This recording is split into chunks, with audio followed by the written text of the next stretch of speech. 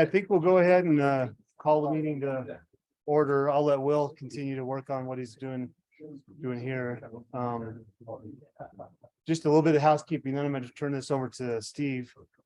First of all, thanks for coming. This is great. It's good to see people here, and we got a few people that are still in transit from DC and a few things, but it's great to have the legislators here and commissioners and anybody else. Next week will be in the Aspen room next week, and it's Reg Johnson's going to be the main event. And I think John Baza is you're planning on next week. Sorry, I think between the 4 of us, 5 of us, whatever, we had some. Okay, all right, so we're set for next week. I also have Jim Carlson, consultant out in Kansas City, that wanted to jump on next week for a few minutes, and so I'll give him a few minutes to kind of say some things he's working on policy wise. With that, you getting close, Will? I don't know if we will get him up on the Zoom. Okay, well, I'm gonna turn it over to Steve, and you can kind of announce what you've got planned for this meeting. Just as long as Will's put me back where I'm supposed to be. Because I'm pretty much computer illiterate. What do you need? There's somebody that's really smart. Okay, thanks for coming. Those of you that don't know me, I'm Steve Lund. My background is in petroleum and drilling, and so when we come up with this problem over the eons of not having enough water to accommodate. Hi, Celeste. Welcome.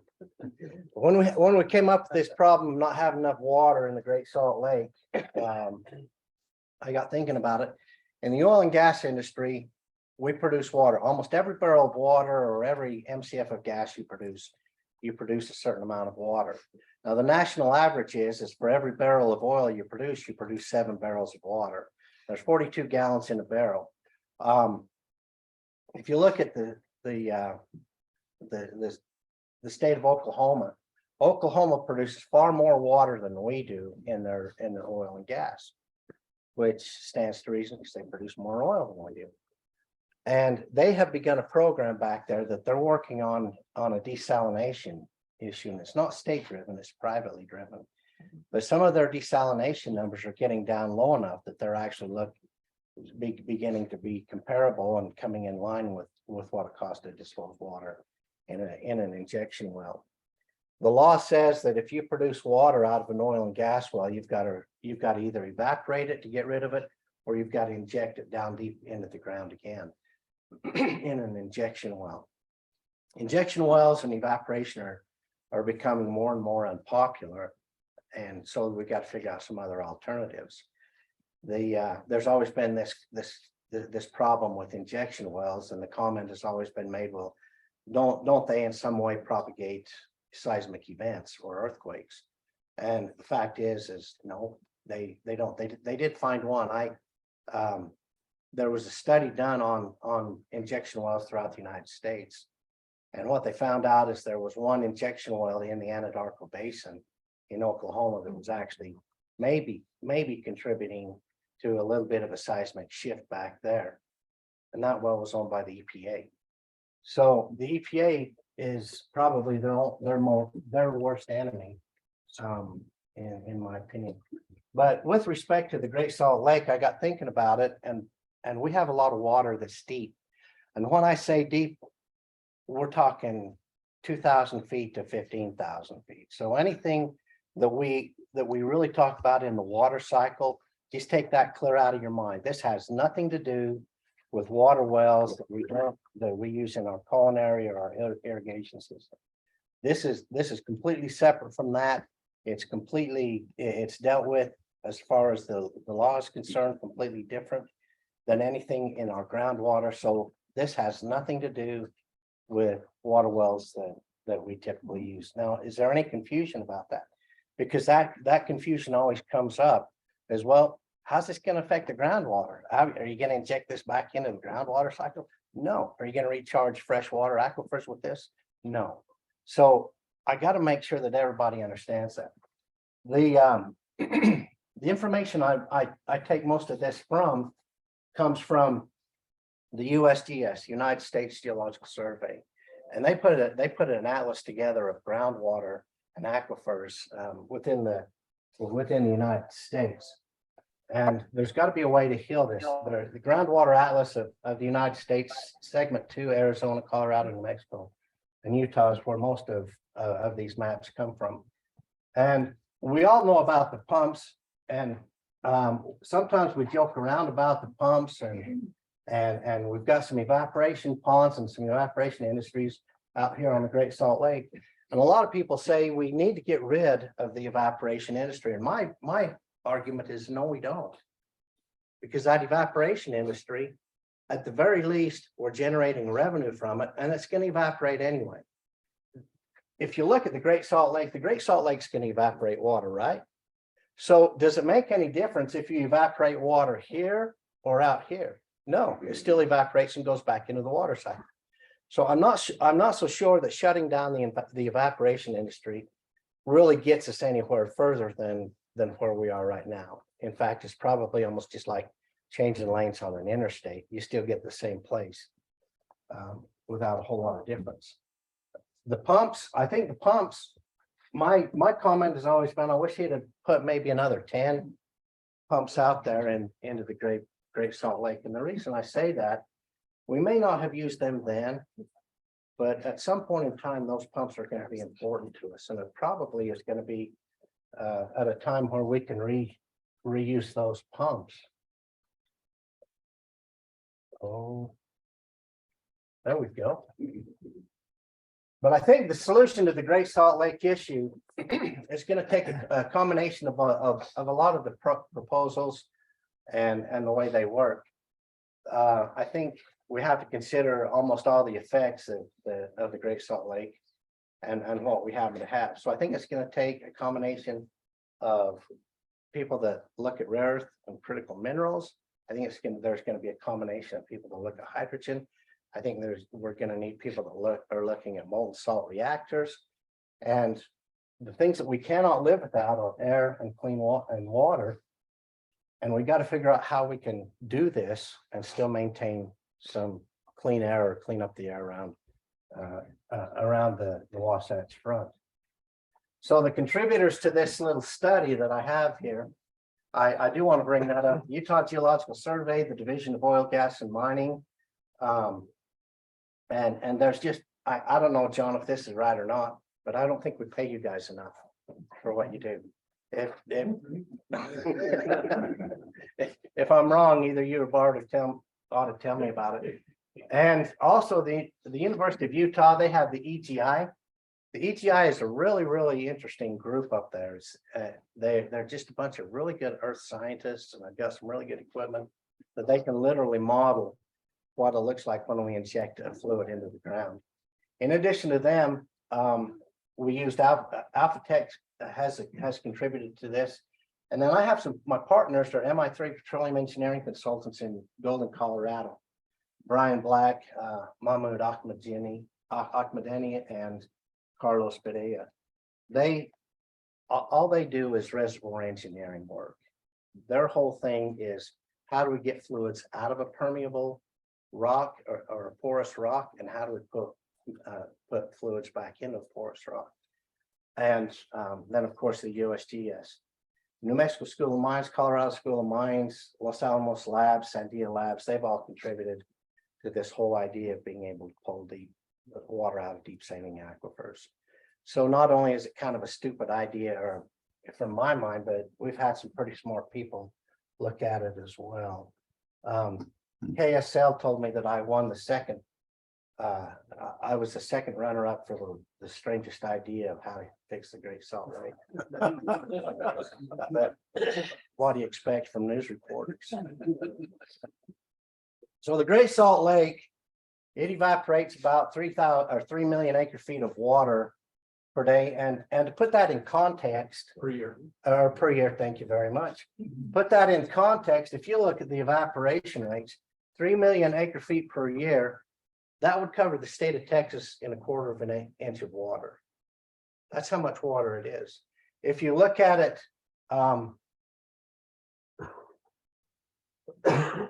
in terms of around Utah, you take Layton and Kaysville, or you take the Heber Valley, it would cover them about 100 feet deep in water. So 3 million acre feet of water a year is a lot of water. And when we look at it and we think, well, can't we just stop watering our lawns? Can't we just stop? We got to conserve water, and won't that heal this? No, that's additive to it, but that will not, just a simple water conservation program will not heal this thing completely. It will be helpful to it, and we need to be conserving our water and be careful with our water, but it will not heal this. And can't we just bring water from the Salmon or the Snake River or from Wyoming? Well, 3 million acre feet of water. That's kind of like maybe half a Colorado River in a year, maybe a couple Jordan rivers. How are you going to build that pipeline to transmit that much or transport that much water into one area? I think pipelines are probably a good idea. I think they're additive to the solution also. Let me just make sure that you understand that I'm not shooting down that idea. But then if you're going to transport water from another state, you also have to figure out what their laws are, and how willing is Idaho going to be to send us water? Not any more willing than we are to send them water. What if we brought it from Washington? I don't think they're going to be any more willing than we are. Water is just one of those things that you fight over water and you drink whiskey, or whiskey's for drinking and water's for fighting. So we're not going to get rid of it. In the Uinta Basin, this is a diagram that comes from the Division of Oil, Gas and Mining, and it just helps people understand. When you drill, we have the ability to go sideways also, or to go horizontal. In fact, you can go horizontal and you can go down, or you can do a corkscrew in the ground. What they can do with drilling technology now is amazing. You could literally write your name in underground if you wanted to, if you had enough money to do that. But as you drill, every one of these horizons represents its own unique ecosystem, if you will, or its own unique hydrological system or hydrocarbon system. And they are not connected in a lot of cases. In a lot of cases, there's some faulting through where they would be connected. So as you look at it, you see we have freshwater aquifers up on the very top, and we protect them very, very well with several different sizes of casing. And then below that, there's several other formations, and then you get to a saline aquifer. And this is again typical of the Uinta Basin. There's a saline aquifer, and down below that is where you can produce out of the Mancos Shale, which is a resource play like the Bakken. Nevertheless, almost everywhere you drill, you're going to run into some sort of an aquifer, whether it's a big aquifer or a little aquifer, we don't know. But these aquifers, they exist down deep like that. So do we have aquifers under the Great Salt Lake? We do.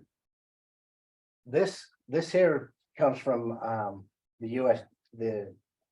it comes from the University of Utah's Energy and Geoscience, the EGI group. But this is just this area right here, this is the state of Utah. Wasatch Mountains run right here. On the east side of the state of Utah, the EGI has done more work on aquifers than they have on the west side. But these are all, every different color of blue here, every different shade is a different aquifer, and they are not connected. And we'll talk about them a little bit more. On the western side, over in the Great Basin and down the west side of the state, we also have aquifers. To give you an idea of what these aquifers look like, and if this is elementary to you, I apologize, but I think we need to understand. Again, on the east side of the United States, or east side of the state of Utah, we have several different formations. There's one called the Coconino. This is also called the White Rim up in North Dakota. And the reason I point that out, these aquifers and these formations, they are geographic. they stretch from Canada to Arizona, even down to the San Andreas Fault in West Texas.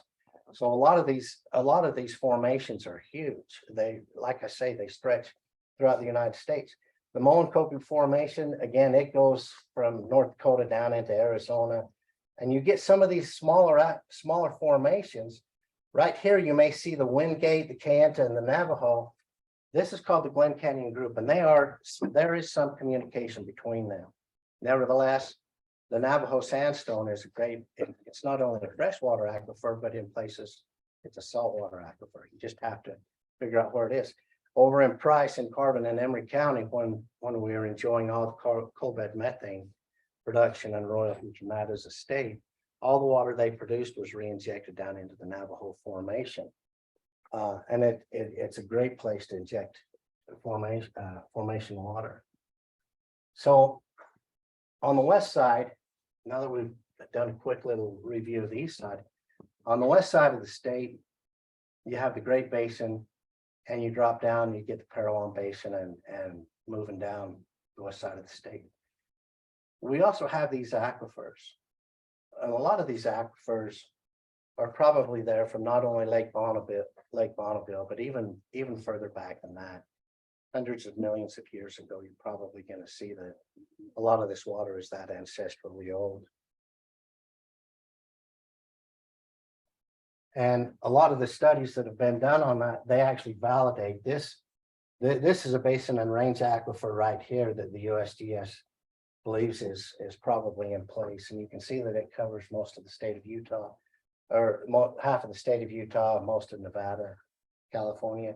So I hope what this does is this gives you an idea of just how regionally large these aquifers are and how much water there actually is.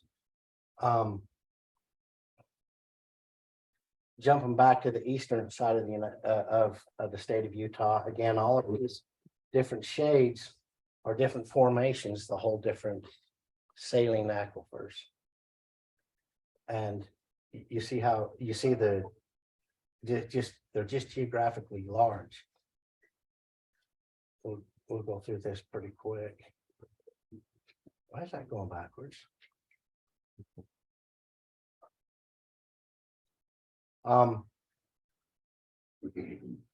Here again, as we look at basin and range aquifers, everybody familiar with the term basin and range?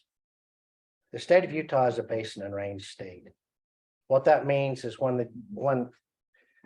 the crust of the earth sits on plates and it floats on the magma of the earth, right? So as solid as we think the United States is and the North American continent, it's not that solid because it still floats.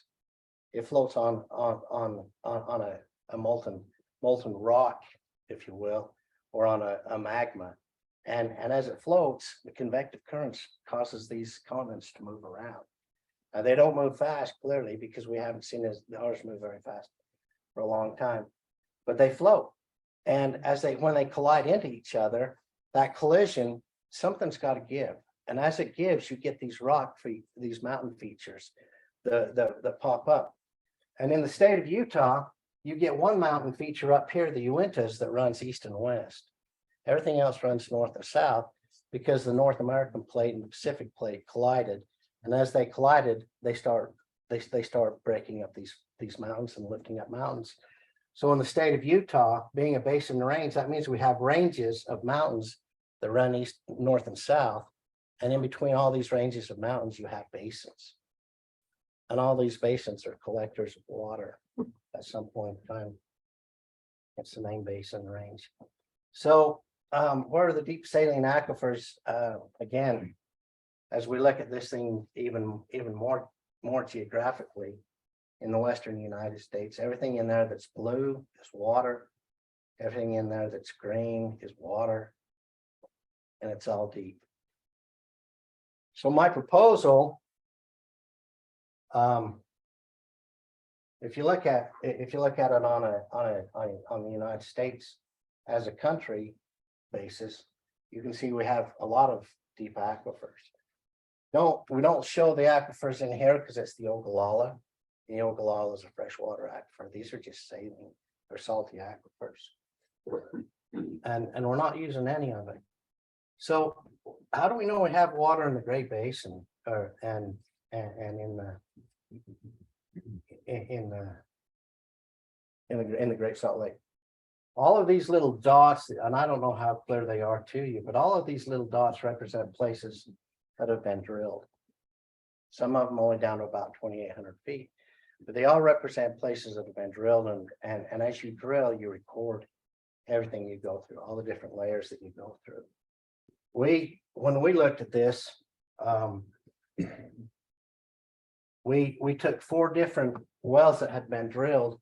And when you drill a well, you actually log, we call it a logging system. You run a series of sensors down there that send out signals and record those signals back. And those signals are kind of like an electrocardiogram. You look at them and everything in there has a signature. So if it's a shale, it has a different signature than a sandstone, which has a different signature than a limestone or a dolomite. And if it has water in it, it's more conductive. If it has oil in it, it's more resistive to an electric current. So you look at them and you look at the signatures, and what you find out is that about 2,800 feet deep out in the Great Basin and west of the Great Salt Lake, there's an aquifer, a saltwater aquifer that's about 125 feet thick. So that's one aquifer. And as we've seen on a lot of these other maps, you probably have multiple aquifers down deep. Do we know? No, we don't. And my proposal was, and is we should probably look and invest a little bit of money to go through there and look at it. Those 4 logs that you looked at, or that I just showed you, is the data from a well here, a well here, a well here, and a well here. Now these wells are, they resemble or represent a cross section of the Great Salt Lake, or west of the Great Salt Lake. So what we saw is from A to A prime, we saw a signature in each one of those wells that represented 125 foot thick water aquifer, saltwater aquifer out there. Is that enough water? Probably not. You have to do the reservoir engineering on it, figure out what those reserves are. But nevertheless, as you look at them, you see that we have multiple aquifers throughout the Great Basin. And so in conclusion, as I propose this to the state, I come to the conclusion that this probably isn't a state project. This is probably something that needs to be a public-private project, because the state of Utah is not in the business of high risk and risking taxpayer money for this type of thing. But the state of Utah has to have some benefit out of this. The fact of the matter is not only is there salt water down there, but a lot of that salt water, as you clean it up and as you develop the technology to desalinate it or to make it fresh, you develop this filtrate or an effluent out of it that probably carries a lot of rare earth and critical minerals in it. It probably carries magnesiums, calcium carbonates, lithium chlorides, a number of minerals that could actually be utilized within the state. So my thought is there's probably a 2 or 3 prong benefit to this. One, you get the fresh water out of it. And what do you do when the lake's filled? Well, you can't stop. You got to still keep moving on. And then remember I said that pipelines probably are still part of the solution. I think at some point in time you prepare a pipeline system from the northern part of the state to the southern part of the state that actually would transport additional waters that are underneath the state of Utah to various places in the state that need more water. This deep water is not adjudicated. It's not part of the water systems I mentioned. And so at this time, the state of Utah owns this water, but nobody's been interested in it enough to figure out how to clean it out or clean it up. Once they get it cleaned up and it's usable for human consumption, then I think the fight comes in. Hence, whiskey's for drinking, water's for fighting. So we have to figure, there's a lot we have to figure out about how this works. These are just some of the references that I cited. And a couple weeks ago, we, Steve, yes, sir. I just. It's your meeting. I'm just not sure what the schedule is for the. No, shut me down. Am I? No, it's your meeting, so you gotta shut yourself down. Okay, I'm shut. No, but you don't have to shut I'm down. done, guys. No. No, Listen, honestly, Bill, I thank you for pointing that out to me, because I've gone way too long. I mean, I just know we've got Logan, Yes. Logan came up from Blanding. Logan, yeah, and I'm gonna turn some time over to Logan Shumway. I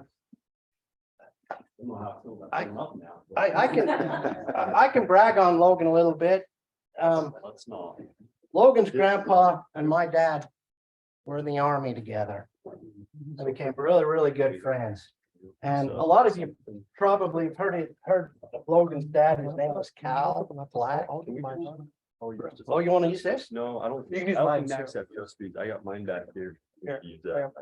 Okay. But Logan is the plant manager for Energy Fuels, which is the only operating uranium mill in the United States. And he's really, really a smart guy. We're gonna turn it over to Okay. him. And I don't know what you got. Well, Quick carry. And then we'll hand. yeah, what we'll time, hand some time off to Carrie. what time do you want me to? You go to about 1:45. Okay, all right, so yeah, well, you're getting that hooked up and thank you for that. Yeah, my name's Logan Shumway. I'm the Director of Conventional Operations with Energy Fuels. And so I'm coming up from Blanding from San Juan County. There's a few other people here from San Juan County. Feels like it's a ways to get up here, but it really feels like a different world when you realize the freeway's still crazy at 6:15 in the morning. Yeah, I want to talk about what we're doing down there. I've been accused of being not the most energetic and exciting person. I hope I can do this justice. What we have going on in San Juan County really is, by definition, it's on a world-class level. We're unique on a world scale. Nobody else in the world is doing what we're doing, producing what we're doing. And then what also makes us unique is there's no shortage. So it's this one right there. There's no shortage of talkers and promoters out in the world, and we've actually just over the last few years done a lot of doing. I mean, we're actually producing these things that we're all talk about needing and being so critical to our everyday life. So looks like we're really close here. And again, we appreciate being invited to come up here.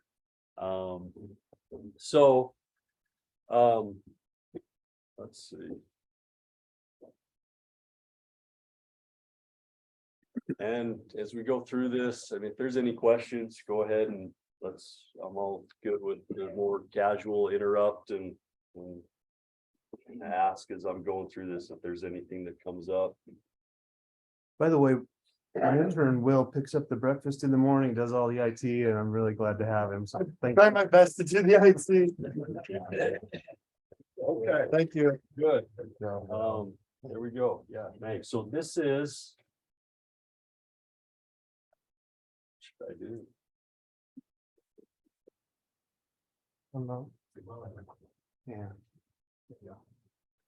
I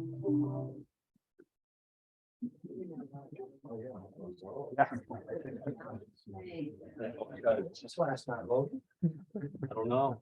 Okay, this is a picture of our facility down in southeastern Utah. I mean, again, so I work for Energy Fuels. Energy Fuels owns us. They're based out of Denver, Colorado. We own a few properties, but this is really our flagship facility. So that's the White Mesa Mill just south of Blanding. This is, saying forward-looking statement, saying don't believe anything I say for investing purposes. But okay, here's a periodic table. So we need to talk about that. So we know what we're talking about. I mean, everybody's heard of. Well, so we do quite a few different things. Again, we're really unique in what we produce. Everybody's pretty well heard of uranium. That's the U down here on the periodic table. It's the heaviest naturally occurring element. Everybody knows what that is. What people might not know is how important it is and how critical it is for our everyday life. 19% of the electricity that's generated in the US comes from nuclear. I think that's surprising to most people when we haven't really developed that in a long, long time. The next thing that we do a lot of is vanadium. That's something most people probably haven't heard of. That mostly goes to high strength specialty steel alloys. The airplane that you ride on, that's made of vanadium steel. We're the only conventional uranium processing facility in the United States. And then these green elements here, these are the rare earths. And I think lots of people now have heard about rare earths. You know, that's something that's getting thrown out there a lot, but what are they? They're mostly words that have never been, you know, people aren't familiar with. And, you know, I want to get it to where people have heard at least a few of these. So these are the ones that we care about. Now there's a lot of rare earth elements, but there's only a few that matter. And it's this PR, which is praseodymium, neodymium, terbium, and dysprosium. And why those matter is because that's what you have to make the really high strength magnets. And so those are what they use for electric motors, your phones, and they have a lot of applications, but it's mostly applications using high strength magnets. And that's what they are. So when people talk about rare earths, that's what we're talking about. And it's those 4 elements that you can make the magnets with. The other ones, they're very similar, but they don't make magnets out of those. Yeah, so you know things that we're making, they're not being made, you know, really anywhere else in the US, and they're super critical to all these, you know, things that are not new, you know, nuclear, but then a lot of these emerging technologies that, while they might be, in my opinion, overstated as to, you know, how much they should be utilized. You know, there's a lot of things that definitely have their place and are important going forward. So to go through these in a little bit more detail, you know, uranium, I mentioned, you know, 90% of the power in the US is from nuclear. And we're the largest producer of uranium in the US. Another point that's important here to understand, you know, the US is the largest consumer of uranium. I forget the exact number, but it's tens of millions of pounds, tens of millions of pounds per year. The US is only currently producing, you know, 1 to 2% of the consumption. Those aren't good numbers. And most of the uranium production comes from Russia and in that region of the world. So that obviously, you know, should provide, you know, should get people concerned there. Rare earths, and I talked about those, they're pretty powerful magnets, and those are not being produced anywhere in the United States. There's a slide later that goes and shows kind of a distribution of where these processes are happening in the world. And right now there is 0 production of rare earth magnets in the US. And many of the steps leading up to that don't happen in the US anymore. They used to 30 years ago or so, but currently none right now. But what we're doing now, and this is a little bit new to our company, the last 3 years is when we started doing all this. And we are currently producing the most advanced rare earth product in North and South America, which is kind of ridiculous, really. I mean, it's as far us being so new, we should not be that much ahead of everybody else. But that's the reality of where we are with a lot of the manufacturing and technology in the US now. Vanadium, talked about that. One other application or use of vanadium that's not as well known, it's been around for a little while, but it's getting a little bit more traction, is you make great big large scale like grid batteries with them. They are utilized a little bit. They're starting to be used as like backup generators for hospitals and things like that. You install a big vanadium battery that sits there ready to give power like a generator would when there's an outage. I keep wanting to go to the next slide. Medical isotopes, I won't talk much about that, but we also have the ability to produce medical isotopes, or we're evaluating that and researching that. Having a facility that can handle radioactive material is pretty unique. We've been doing it for over 40 years. And so we already have these radioactive elements at our site. We deal with them, but there's some that are not currently being utilized. They're just waste. But they can be used, and we're looking into using those for cancer treatments. And one more thing I want to mention though about what we do a lot of things, but it's recycling. and frankly, we get beat up a little bit about on this subject. I mean, we get accused of being a waste disposal facility and things like that. And we're absolutely the opposite of that. Uranium's just a naturally occurring, God put it here element. You go in your backyard and sample all that, there will be a minuscule amount of uranium somewhere there. I mean, it just exists. And so there's a lot of processes and things that happen in the world where you create a uranium rich byproduct. And one example is municipality, drinking water, and water that's running to a city. Some water has a little bit of uranium in it. So, okay, you got to take it out. You go and filter it out, so to speak. What do you do with that filtered uranium when your filter is, so to speak, full of uranium? You can't take that to the local landfill. What do you do with that? There are a couple places that can dispose of it, but that's not ideal. What we can do, and we're the only place in the US can do it, we can take that liability, that problem, that waste uranium, and not just dispose of it, but go and put it into the nuclear fuel cycle to where that uranium will literally go to generate electricity. So it's true recycling of some problems and wastes that exist out there that nobody else can do. And as you all can imagine, it'd be, quite the project to try to license a nuclear or a radioactive facility in today's environment. So it's not likely we're going to get more of these. It's really important, and people have done a good job in the past preserving the one that exists in San Juan County. So again, there's just lots of things that we do and lots of benefits to the site. So again, uranium's our core business. We've done that for a long time. We'll continue to do that. But maybe what I want to spend the rest of the time talking about is rare earths. Say that again. Last slide you said. This one. Yeah, you're still operating the Pinion mine out there in the Arizona. Yes. So that's just recently undergone, we just started developing that in the last few months to where we plan on mining that soon. What was the other mine out there? I forget. There's been a lot on the strip down Arizona. I mean, there's the Arizona one. Yeah. There was a recent one, but this is, and yeah, I mean, we could talk more about this. I mean, a lot of things are misunderstood. That's well known, but that's the entire mine site footprint of the highest grade uranium mine in the US right now. It's 20 acres. It's a little itty bitty thing. But that's the next uranium mine that we will mine. It's in Arizona, White Mesa Mill. And then we do have another facility in Wyoming that does strictly uranium.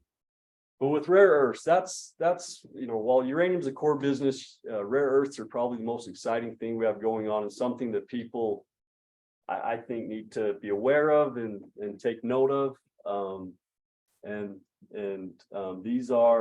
This is a photo of us, of the product that we make now. And right now, unfortunately, we have to ship it to Europe. The next steps don't exist in the US, but we're in the process of putting those together.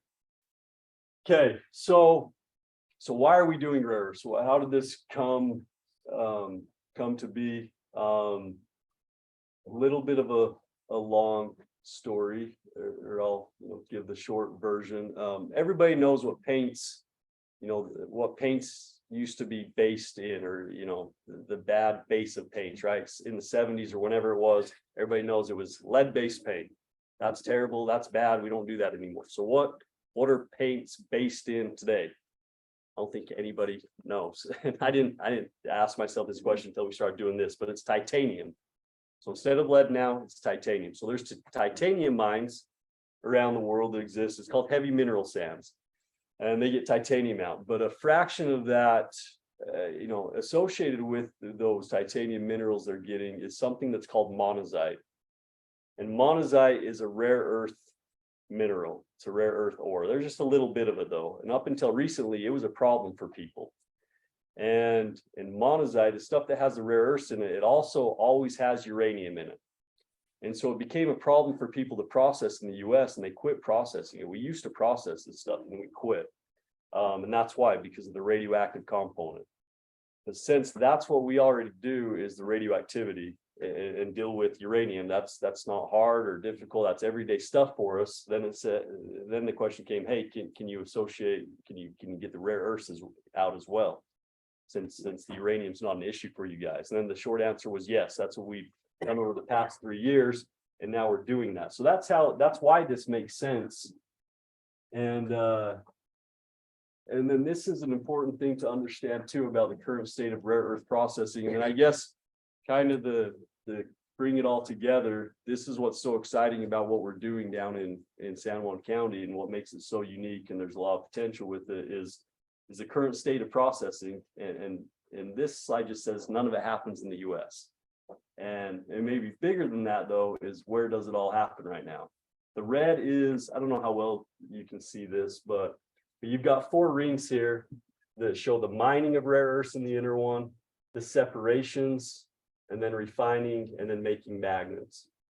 The mining happens a little bit all over the world. It's still dominated by China. The stuff that we're getting right now that we're processing actually comes from Georgia. It used to, as of 3 years ago, it was shipped to China for processing. And it went, I mean, this is just crazy. I always tell people this, it went from, seemed crazy to me that it got put on a train from Georgia, went to Seattle, got put on a boat, and then went to China to process. Radioactive material, and people don't know about that. And it's just, I don't know, seems like we should do it here and closer to Georgia than China. But most of the mining happens in China. There's a fair amount that happens elsewhere. But then when you go beyond that, it all happens pretty well in China. And we have started doing some of that here at our facility. So in you know, lowly San Juan County, we're now doing some of that processing. And right now we are putting together, we're retrofitting our facility to be able to do the next steps, which is the separation. Because all these elements here, all these rare earth elements, they're all so similar, they're really hard to separate. And it takes a lot of pretty unique and technical processing to be able to separate those from each other. But we're currently in the process of building that facility, and it's not building a new facility, it's just retrofitting what we already have. So we're able to do it quickly and literally, you know, pennies, you know, let's call it 10 cents on a dollar of what other people could do in a timeline that's just completely unrealistic for other people, to where in about a year from now, actually the end of this year, we plan on being able to make these products here, which then go directly to the magnet making side of things. So I guess the important thing, you know, I think people should know about, and the exciting thing is that in North and South America, nobody is making this stuff, these rare earths that I think people are starting to hear about, but we will be by the end of this year. So and from there's a lot more potential of you know, going and making magnets and doing the next step somewhere in, you know, maybe San Juan County, somewhere else in Utah, maybe anywhere else in the US, but any of those would be an upgrade to what we already have, because none of this happens in the US right now. So we really feel legitimately we are the, you know, kind of unexpectedly to us, that we're the key to getting this really, really important and kind of complicated supply chain back to the US, and you know, lo and behold, it could all happen in San Juan County. So that's what we're trying to do. Got 70 people in San Juan County that showed up about half hour ago to go work on this today. It's happening literally today. And that's the other thing that I think is unique about us. There's law talk, proposals, grant writing, you know, it's happening today. So Logan, the Tickaboo mill that's mothballed, you own that? no, You ever see that coming back? no, it's, I mean, it would take a lot of money, Okay. a lot of money. Yeah. It has wooden tanks still, I believe. So Logan, what? This is, just to do this retrofit is costing tens of millions of dollars. yeah, What we're is the economic impact of San Juan County? oh, you know, I don't even know how to speak to that right now. I mean, it'll be large. I mean, it'll be big. And the number of jobs? Yeah, it'll go up, you know, we would, by the time we get to where we need to be, you know, right now we have about 70 full-time people, would be around 200. there's just lots of other fringe stuff. I mean, we all know how that works, that will go into this. And those aren't outdoor rec jobs. Those These are are- high paying. These are in the middle of the winter when it's 5 degrees outside jobs too, yes. Yeah. Hey, Logan, I think it's interesting too, business model wise, up here at the state, we get a lot of people coming, asking for money, asking for research grants. Energy Fuels is driven by profit, right? I mean, if you don't make money, you go out of business and Yeah. you're not, we don't see Energy Fuels up here asking for that money. No, and that's what, there's another slide that just, kind of says the financial situation, the company, our corporate guys are really, really committed to this happening in San Juan County. I mean, they want this to happen. I mean, frankly, there hasn't been a lot of profit making the last while. This is seen as a long-term thing. They're committed to this and yeah, it's gonna be big. I don't know how to quantify the economic impact, but it's not a few hotels. I mean, it's some restaurants. This is a big deal, and it could branch out to a state level. I mean, right now you literally can't do a lot of manufacturing in the US because the ingredients don't exist here. China has a stranglehold on them. So if you want to go start building magnets here, you literally can't. China won't let you do it. So this has the potential to open up a lot of things. So. Okay, well, and then I guess as the last thing, we'd love to show people what we're doing. Like Phil said, we're not up here asking for money or anything. As far as I know, we usually just want people to, allow us to exist. Don't try to kill us off type of a thing. We want people to know and see the good stuff that we're doing. So if there's anybody who would like to come see the site, we'd love to have people come get a hold of, I mean, me, I don't have, cars to everybody or anything, but we're easy to get a hold of. We'd love to give tours and show people what we're doing. So thank you for, letting me over this. And then Thanks. as far as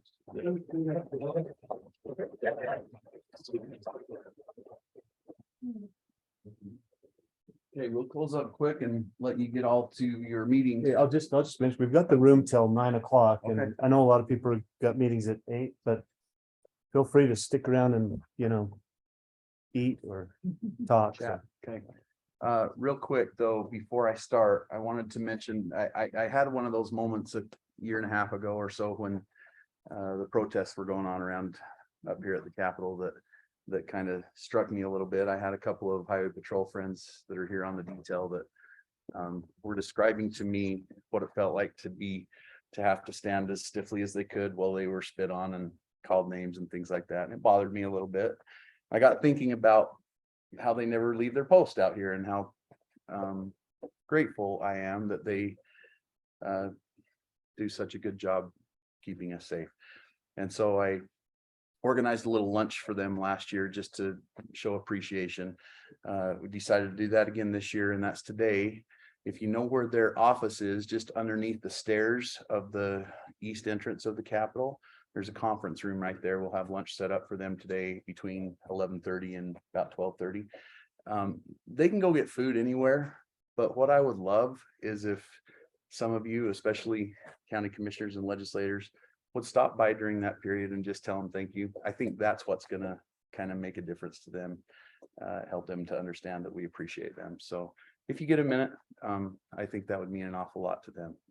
They may not all be there at the same time because they do have to keep their posts, but they'll kind of rotate through. And my guess is anytime between 11:30 and about 1, you'll be able to catch a dozen or so at a time. So my wife's been up she cooked brisket all night. Hope it's good.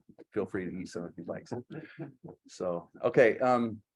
So we're talking about, obviously Steve has headed this up today with a lot of talk about water, and it seems to be a preeminent theme throughout the legislature this year. And frankly, it's been a little worrisome to me because while it's a huge issue, some of the solutions that we see don't seem as practical as others, and some of them are very, very expensive. And again, this is a lot like the last presentation where we don't want it, we'll keep it really quick, but we don't really want we're not here asking for money or anything else. We're just trying to get some ideas on the table that help move things along from a water perspective, from a savings perspective. Obviously, we've got to build projects, and I think the legislature has really started to understand that this year, how difficult it's been and the type of investment that'll be required. But this is something really simple and really practical. I ran across this group that is headquartered out of downtown Minersville, Utah, right? And they have a product that they just recently received a grant from the Institute of Land, Water and Air for $1 million to get this product out across the state. And to the extent that you are all the thought leaders in your communities and are tied in with agricultural producers and others, I wanted to just give Dwayne Cutler from Back to Life just a minute to talk about this technology and what it does and how it might be able to help in our challenges. Thanks. Thank you. I appreciate this opportunity and invitation to visit with you. It's one of the things that the Back to Life does is I grew up in Felt, Idaho, and some of you may know that place in Teton Valley. It's population 50. We were so small they took our zip code away from us, and our post office that was in the basement and in the garage of one of our neighbors. And so we would double from size 25 and when the migrant workers, and I was one of those pipe movers that would come from Bozeman, Montana to move pipe on my uncle's farm up there, and then that became home to us. But I'm passionate about what we're doing here because I've seen two valleys, two places that I love change because of the culture and growth and that sort of thing, and water and what we're doing with fertilizer, organic fertilizer is one of them. As you look at Bozeman, Montana, if any of you have been there, it used to be a farming town and used to be farming and ranching, beautiful place in the country. And it's not that anymore. The millionaires have been kicked out by the billionaires. And the same thing happened in Teton County. I first went to the farm in 1976. And it used to just be all farming community, and now it's a ski town, and Teton Valley is a beautiful place.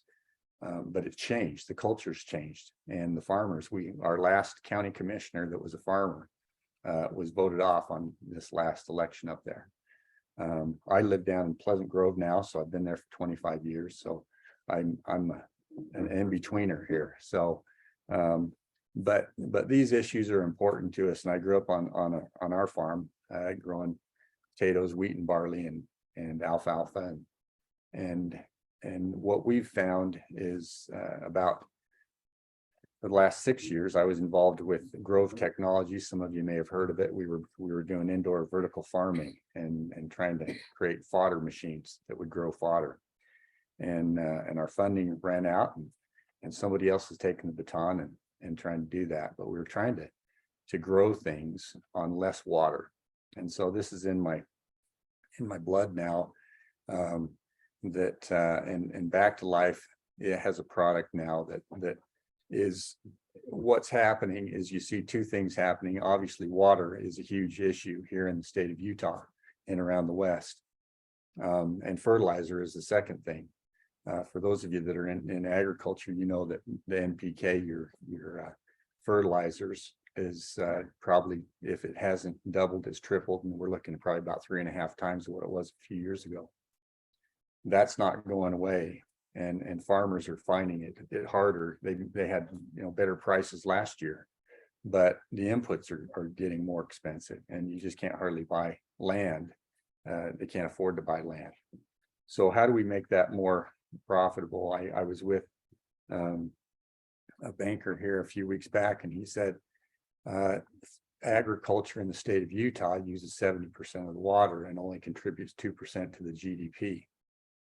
And that was concerning to me, if that was the attitude of that we're not contributing, ag doesn't contribute enough. And so what we're trying to do is help bring a solution to ag in the state of Utah and around the West, in other areas with our biologics, and biologicals products have been around forever. You're building the soil web underneath and making it more bioavailable to water, more available, the minerals more available to the plant. And so we found over last year, we were on 3,500 acres of alfalfa and potatoes and had a great year. And that's one thing that I wanted to see was, if this doesn't prove out, I'm not going to be here, because I'm not going to go to my family and friends and say this works when it doesn't. But we had great results with putting our product into the soil and growing that reduced our water reduction. We were looking for a 30% reduction, and we got that. In some of our alfalfa fields, we have up to 70% water reduction. So we feel like, and we've proven it out on lawns. We've now proven it out with several different areas of climates and soil types. And we were thrown on some of the worst soils you can imagine. Farmers aren't going to risk their crops. And so we were put on the saltiest soils, the rockiest soils, you name it, and the toughest things. And we started down in southern Utah, and it was a pretty tough environment. But we were able to, not only with lawns, but also with crops, see where our product made that soil, and we could have green lawns in August in St. George. And so, and that's one of the things that we're concerned about, is the attitude is brown lawns and getting rid of agriculture and crops is not the right attitude. We will be a desert if we take away our green, because that helps cool us and takes the carbon out, the carbon dioxide out. And so something you may not know is every acre of alfalfa takes 1,400 pounds of carbon out of the air. So to say, let's get rid of this thirsty crop of alfalfa, there's other things that happen with it also. So we ought to be aware of that. And how do we help these farmers and alfalfa growers, if you will, be more water efficient and be more conservative in that. And believe it or not, farmers are some of the best conservationists they are. If the soil doesn't work for them, then they're out of business. And so they have to, and they're willing. And we're finding farmers all over that are very interested. We can, with our product, with our biologics and our minerals, we have our second product is a mineral that we're pulling out of western Nevada or Utah and right on the border of Nevada, and we're nanosizing it, and we can spray that right onto the plants. It's got 78 minerals in it, and it goes, we can either put it into the soil or right into the plant, and it absorbs right through. If you put it on your skin, it'll absorb right through. It's just that fine. But between these two products, and I was in a conference here last week at Rocky Mountain Agronomics down at Little America. And we've got biologics are the thing, because we have a global shortage of fertilizer, if you didn't know. And just like when we were talking about, things coming out of Russia and that aren't available, and, that they have a stranglehold on things, that 40% of our fertilizer that fertilizes our crops in the world comes out of Ukraine and Russia, 40%. And so it's not going to get better. When the embargo happened, Russia didn't have a place to put their oil, so they shut down their oil plants and processing plants. And as was mentioned earlier, I think you were saying 42 gallons for every barrel, 42 gallons of that is water. Well, they're getting their water out of the frozen part of Russia, or their oil. And so now all those lines are frozen up, and they're not going to get that capital to get those back. So we're not going to see that fertilizer, and fertilizer is made from natural gas, is a byproduct of that. And we're not going to see that come down. So the federal government has actually put in place, and they're trying to develop through the USDA substitute or replacement fertilizers for this, because it's too expensive and it's not available. Even municipalities are saying, hey, if we get an opportunity, and some of you may be seeing this, that you're seeing, hey, if we can get fertilizer, we're jumping on it. My next door neighbor is the city manager for Cedar Hills. And he said that we're just dying the second we can get a hold of any fertilizer, we're buying it, because we don't know what the price is going to be when it's delivered and that sort of thing. huge problem for that. But we feel like we bring a solution to that, that's significantly less, dramatically less than what fertilizer costs are. And it's been a fun thing for us to see those results happen in the fields and in lawns with our products. So I had a PowerPoint presentation, but for time, I thought I'd just present that to you and take any questions that you've got. I think that's about all the time I've got, Carrie, right? So, yes. When we talk about water, a lot of times we get talking about the narrative that agriculture's taking all the water, but every once in a while you'll hear somebody refer to it as diverted water, which is a tiny, tiny portion of the 61 million acre feet of water that falls on the state of Utah every year. One of the things came out, so takes 700 gallons of water to make one patty of hamburger. But if you look at the cows that are out on the range, that's water that is falling on the range, and so taking advantage of what's falling out of the sky and making it go further with the bio products that you're talking about seems to make all the sense in the world. Thanks for that comment. It's exactly right. Our waters is coming from so many sources, and even I was down in Beaver yesterday, and one of the farmers down there, he said, we've been praying for rain and snow. He says, and now we're praying for a late spring. He said, we're scared to death about what's going to happen, and what do we do with the water, and so how do we put it back into our aquifers, and how do we preserve that?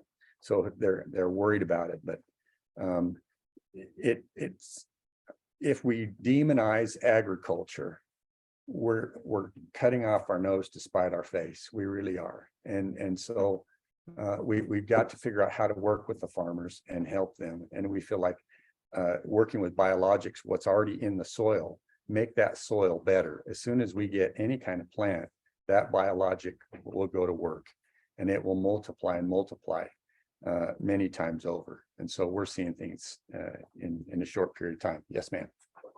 I'm Representative Ballard.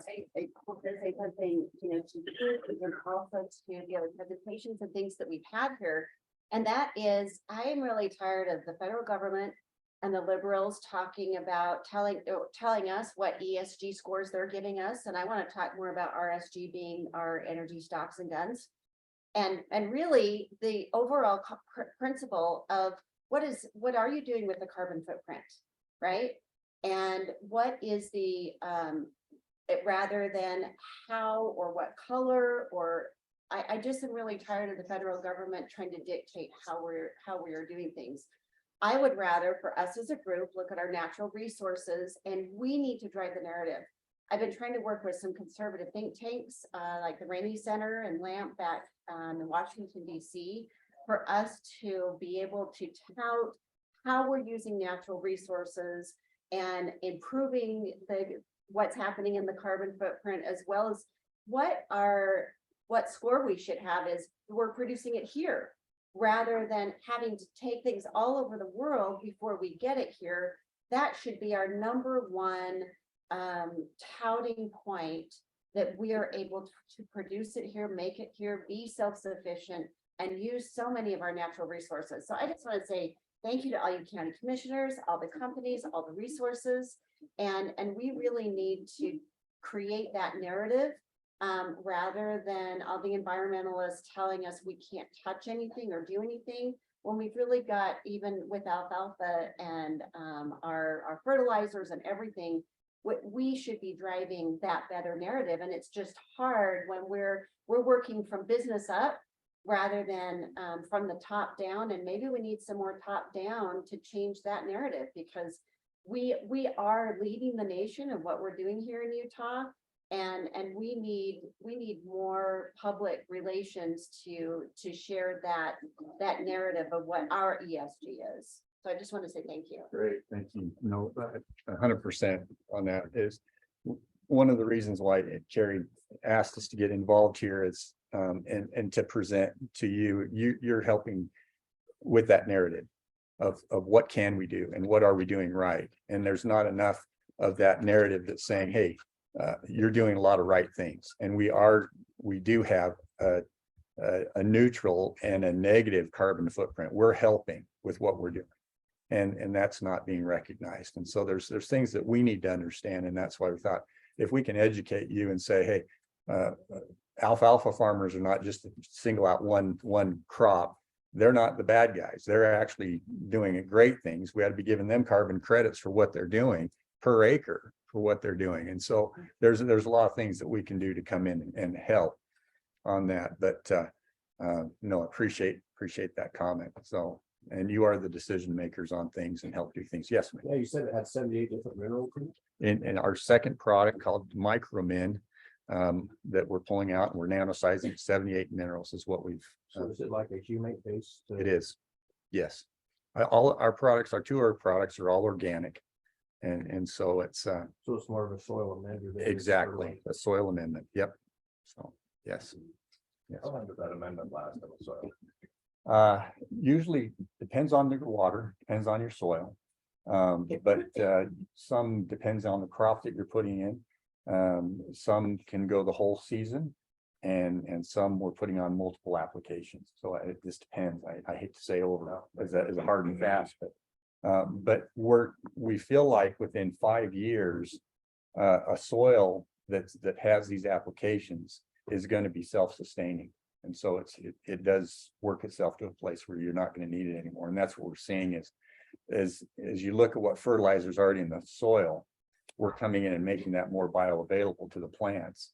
And they're saying, hey, we don't need this much nitrogen, for instance, on potatoes or on what have you. And so we're just adding what we can at a cheaper price that's organic to help out that. So, yes, thank you. Any other questions or comments? Okay. Thanks for your time. So the way I'd like Yep. to kind of wrap that up, Bill, is just to mention to you all that if you have any progressive agricultural producers in your area that we could visit with to help them get some of this product out as Yes. part of this grant process. I think that helps us to collect the kind of data that Melissa, Representative Ballard is talking about here, that we can be proactive as far as sharing what we're doing. But I mean, bottom line, you can get a better crop on half the water. Right. It makes a difference for everyone. So. Thanks, Terry. Yes, we are looking for farms and land that we can put that. We'd like to have different soils, different climates, and throughout the state, have the state represented. If you have acreage, that we do have a product available that we'd like to work with you on and anyone that you might know that would like to do that testing. Is it mostly liquid or do you do it grilled or? It's all liquid. all liquid? Yep. So, and we're putting it on through pivots, through spray rigs. How much sulfuric acid in that one? Because it's acidic. I mean, whatever. Right. You're probably 4.7. I'm not the guy to ask on that, but What's the highest percent of any mineral like? Is it like less than 2% of anything? it is. Yeah. It is. Yep. So You're happy to be out in frozen tundra. we are. Yeah. Show up. It'll probably freeze out. Anyway, thank you. Thank you.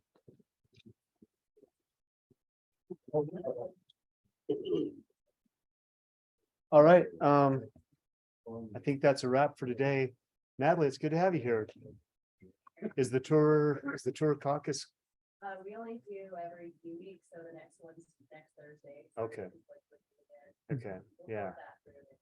Yeah, we were saying we ought to combine our tourism and Yellowcake together and be a good caucus, so. Yeah. Why not? Yeah. Anyway, next week, Reg will be here and John Baza, and thank you so much for coming this morning, and feel free to stick around here and ask questions. Logan, really appreciate you coming up from Blanding, and it's exciting what's going on down there. I'm probably biased because I'm from there, but we love this whole industry, and I really see it as the future of Utah, this energy independence. So thank you for coming. Grab some food on the way out if you haven't already. Where's the yellow cake?